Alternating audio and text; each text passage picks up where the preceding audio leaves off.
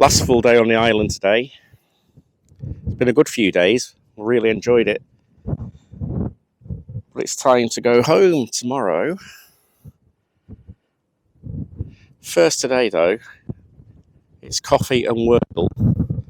Then we're heading over to the mainland, to Bangor, to get some diesel and some LPG, because it's cheaper over there. And we also need to go and get some tape to do a running repair on this.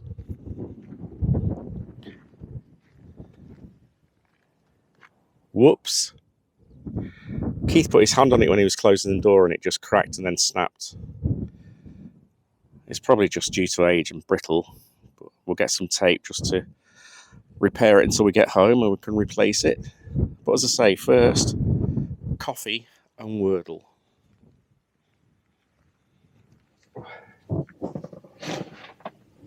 We have different techniques for Wordle. I work my way through the alphabet, starting with A and then through to Z as the days go on. Today I'm on I, so I'm going to start with ideal. You have a different technique, don't you? And Warrington won last night. Did they? 38-0. Oh, very good. You're happy then? I'm happy. Still top of the table with that score, I'd imagine. I got one letter there.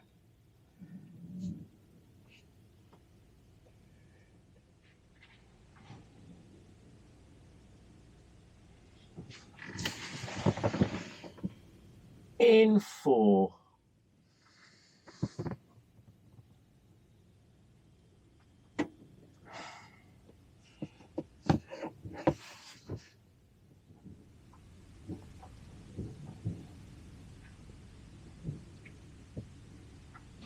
In 4. 5. In 5, I got in.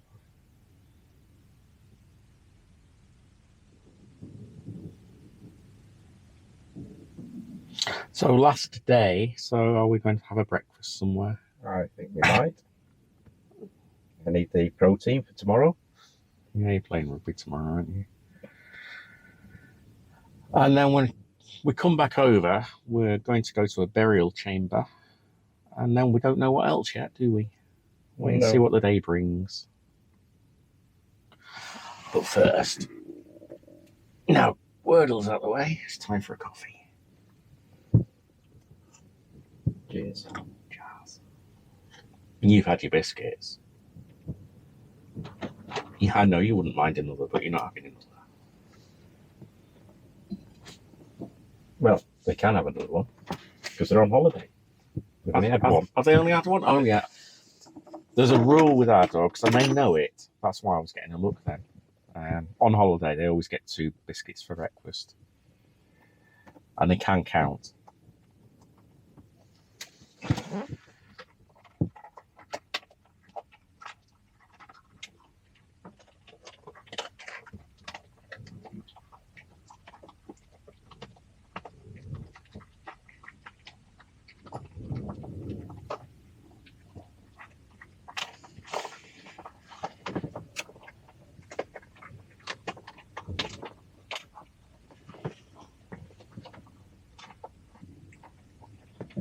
Remember in a previous video where we were at Amlook and we saw that looked a bit like a wreck of a boat with the WY registration? And I said, oh bloody hell, it's Weymouth.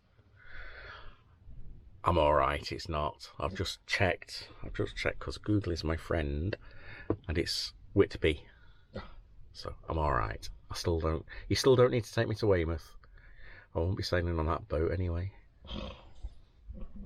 Spoon's breakfast. Gotta be. Run out of cups though.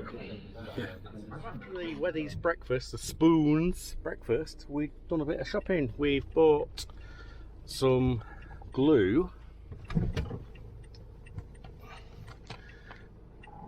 To just glue the light back together for now. Bought some highlighters so we can highlight in our book what we have done, and he's treated me to some new knobs.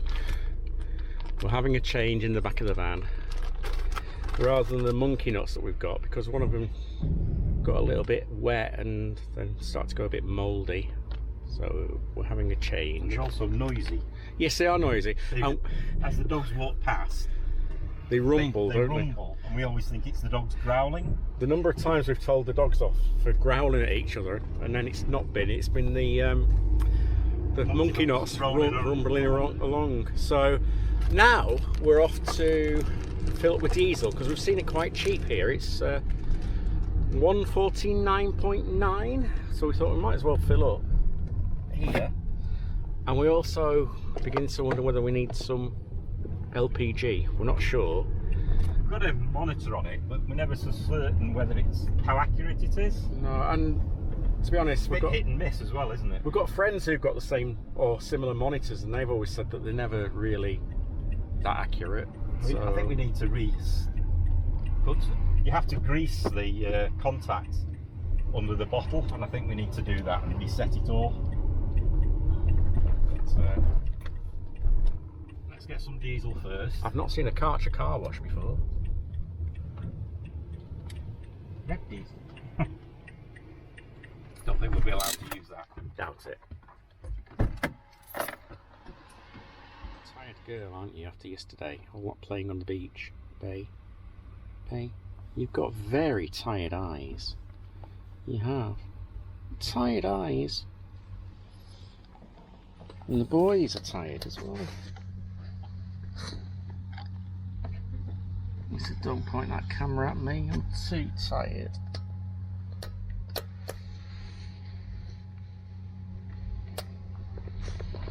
And Tor's fast asleep. We always say we've done our job when the dogs are tired after their holiday. But we've not finished yet, we've still got places to go.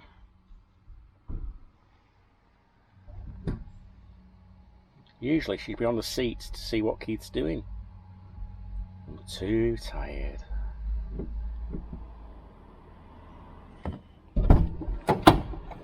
How much? 76.09. That's not bad. It's 10p cheaper, isn't it, than Yeah. at home? We paid 159, didn't we?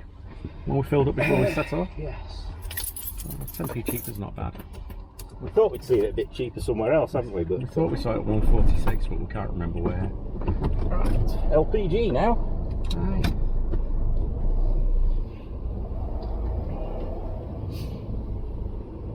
Need to order you a new car, then? Yes. I wonder if it's been touched by a magnet somewhere. Maybe. It's the joint account, isn't it? So we don't. It's okay.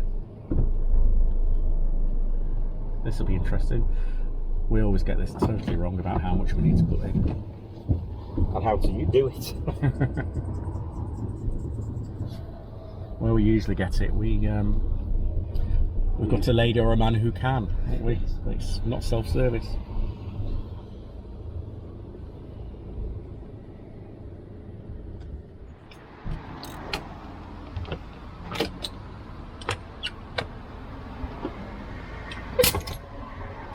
Always makes me jump.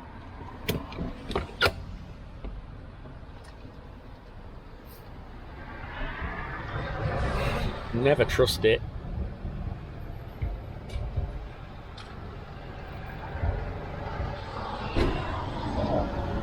Don't know.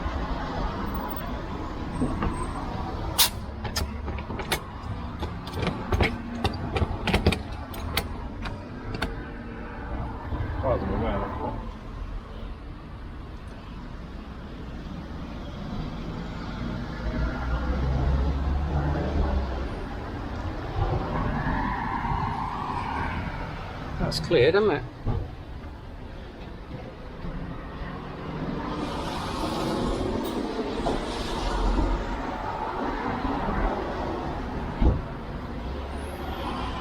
It's filling.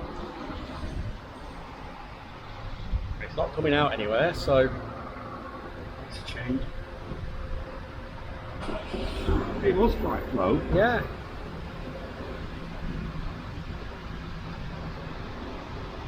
Not just under 9 litres. So We're getting there. 11 litres.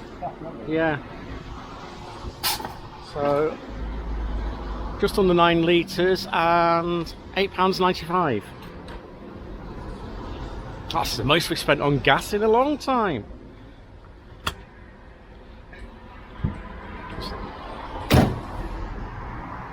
That was painless compared to before.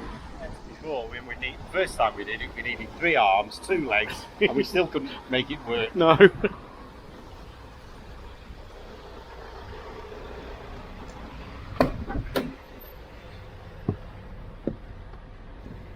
And we've not gassed you lot. That's the main thing, isn't it? Hey? Lady Bay. Bay leaf. Bay. Oh dear.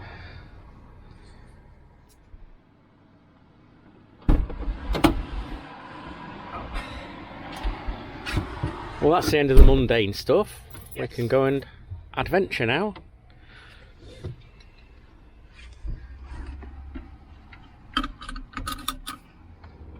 Crossing back over onto Anglesey now, this time over the Britannia Bridge.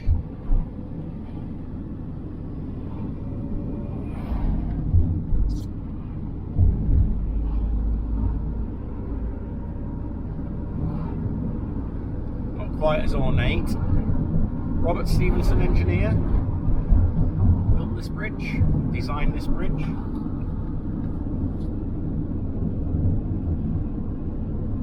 Yeah, the other one's a lot more ornate, isn't it?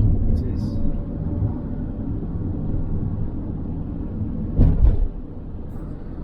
Do you want to have a go? What? At pronouncing it? No. Bryn Celli Ddu. An ancient monument.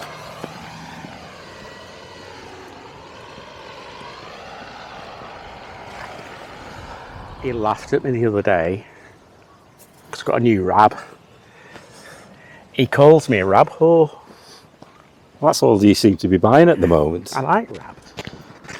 So we're at Llandaniel, and this is where the ancient burial chamber is.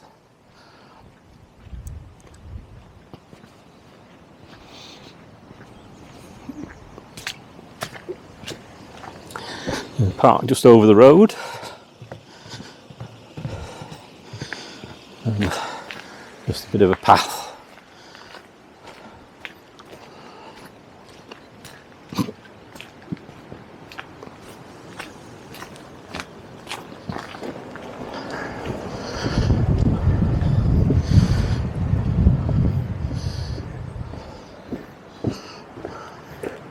Not there yet. Not there yet. I thought that was going to be it. I thought it was going to be here, to be fair.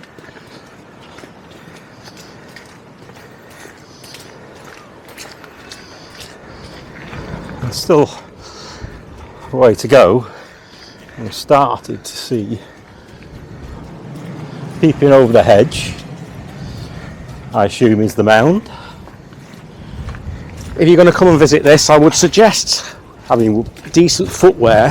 It's a bit muddy.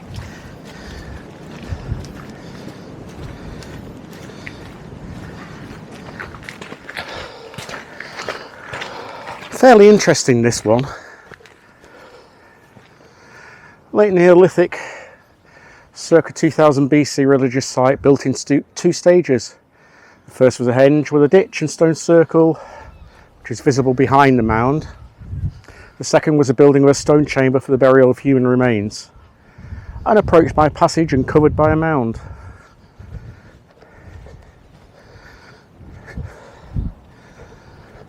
I have my little yellow book, so when you hear us getting facts mostly right, that's why now, because we make notes. However, Keith can't read my writing. Even though I was a teacher.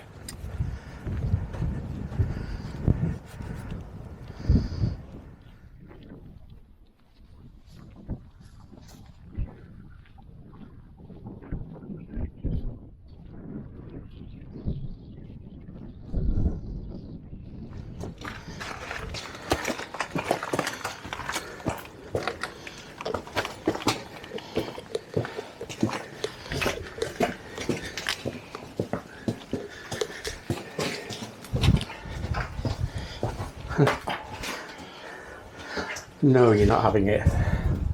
There's a musical instrument there. Ah.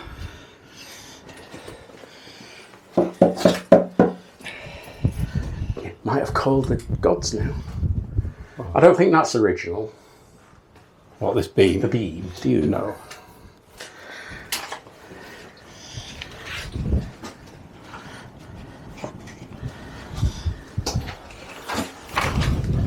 And watch your head when you come in. Yeah. I don't think this beam's original either. Probably not. It's solid. A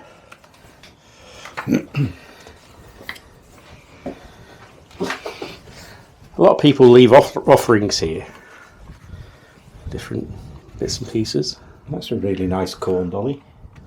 Yeah, it is, isn't it? With a mouse on it. Oh, I didn't see the mouse, yeah. Just about there. So, you heard our Welsh pronunciation, which was probably terribly off. People leave coins as well. Yeah. But translated into English, it means the mound in the dark grove. So it was excavated between 1928 and 1929. And as we said before we came in, it's actually two sites in one, with the henge and then the mound. The henge is early Neolithic, enclosing a circle of stones. And artefacts including human bones, arrowheads and carved stones have been found when they have been excavating the place. It's fairly well sheltered, isn't it? It is. And what's quite amazing about this one is... Which? I'll do a Keith. Which way is east and west? Which way does the sun rise? Right, okay. So in this direction, at the summer solstice, it's aligned exactly so that as the sun rises, the rays shine through into here. And this is stone. There's lots of little gems left. Little Welsh dragon there. With crystals. Some very small stones. And like you find in a lot of places now, these stones with pictures on, names on. Well, the wind's blowing and you can hear the wind. I say it's sheltered, but it is blowing through. And it's almost whistling, almost musical.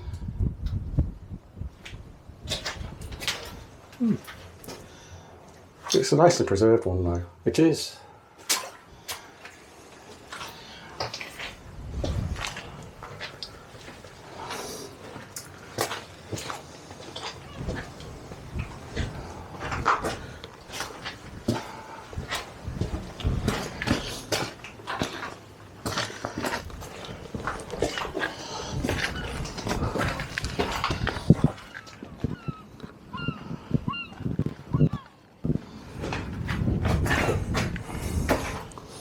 View of Snowdonia over in the distance.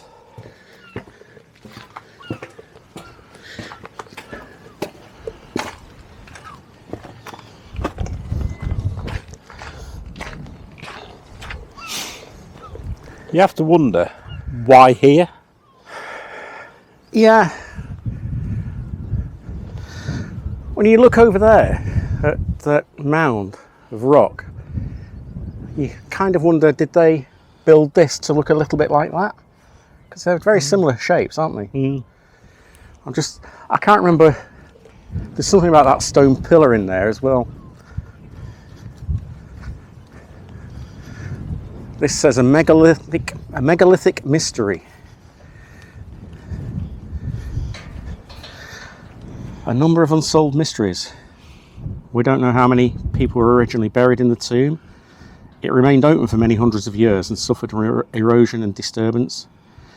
There's a single smooth stone monolith, that's what we saw there, standing guard in the shadows of the burial chamber. A sentinel keeping watch over the ancestors. as a question, that is. Or perhaps it was revered as a symbol bringing fertility to crops and livestock. Lying face down over the pit in the centre of the mound, there were once 2 fallen stone pillars, one decorated with a spiral and zigzag design. Was this hidden art designed for the ancestors to enjoy, or was it used by the priests or shamans at midsummer ceremonies? The decorated stones now on display at St Fagin's National History Museum near Cardiff, so nowhere near here. No. The upright stone on site today is a concrete replica, and the grassy mound that partially covers the tomb was reconstructed after it was excavated in 1929. That's maybe when those stone girders were put in and to support it. It's one of the lesser known tourist attractions in the area, which is a, I don't know, good thing or a bad thing. At least it keeps it nicely preserved and no rubbish around or anything. I don't know whether that was an entrance or it doesn't say it the other side. No. Oh.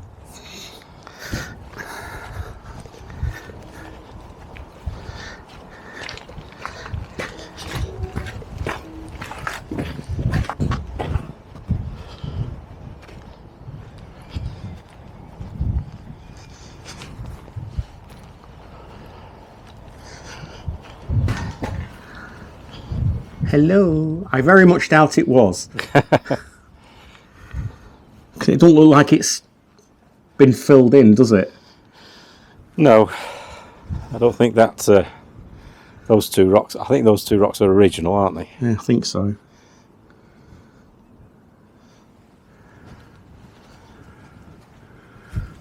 Reminds me of some of the ones we went to in Cornwall. Yes. Yeah. Again, it's Celtic, isn't it? A lot of it, I suppose. And I don't know my history that well to say when the Celts were and when Neolithic and... No. So again, they were Neolithic, a lot of those in Cornwall, weren't they? And I nearly banged my head.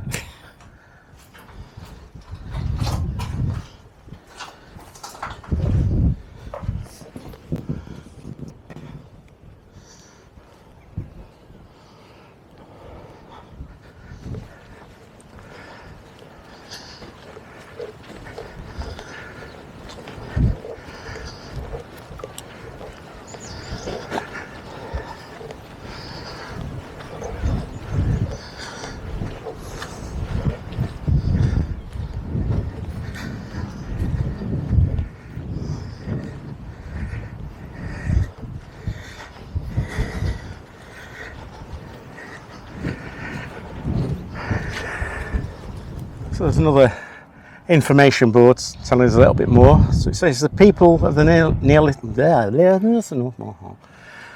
It says the people of the Neolithic who built This tomb.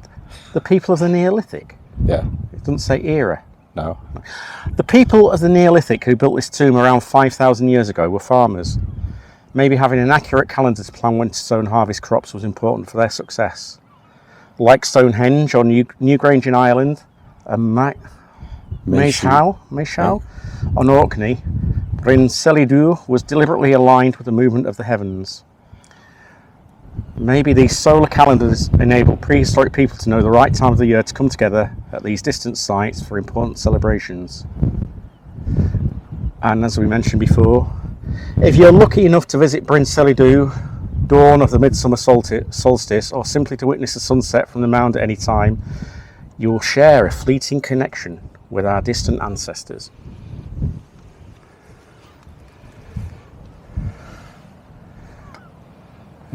Before that farm was built, it was obviously more open.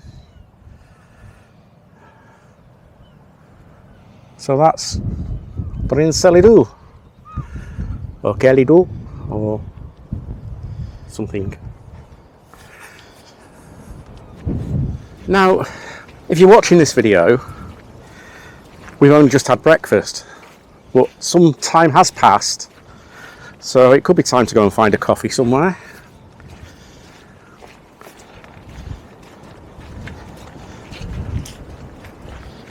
Car park now. Have a look at the map of Anglesey. light might be a bit wrong actually, but it shows just how many different ancient places there are.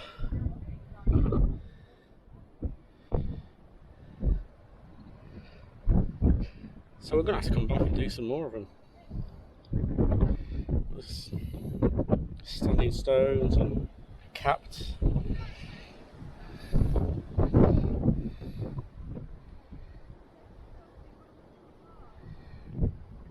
And this is Holy Island, isn't it? This is Holyhead Way, isn't it? And yeah, they actually call this Holy Island, this bit, don't they? I don't know what this one is. So this is just in the car park.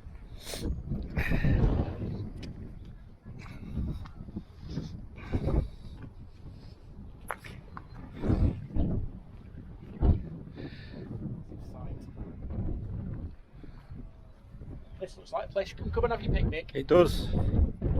Shelter. With a pheasant in the background.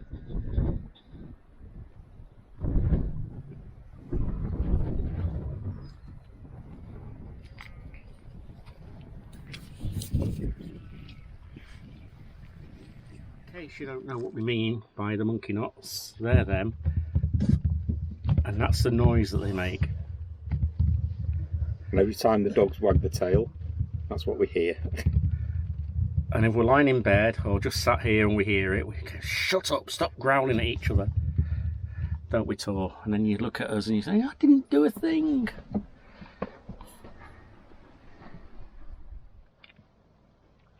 So they'll go there, just about right. And there. We might stain them, just to make them blend a bit better. Screws need cutting off, although they are designed, there are sort of notches to be where to cut, because when you screw these in fully, they still need at least one notch taken off to make them sit nice and tight. That's a job for when we get home.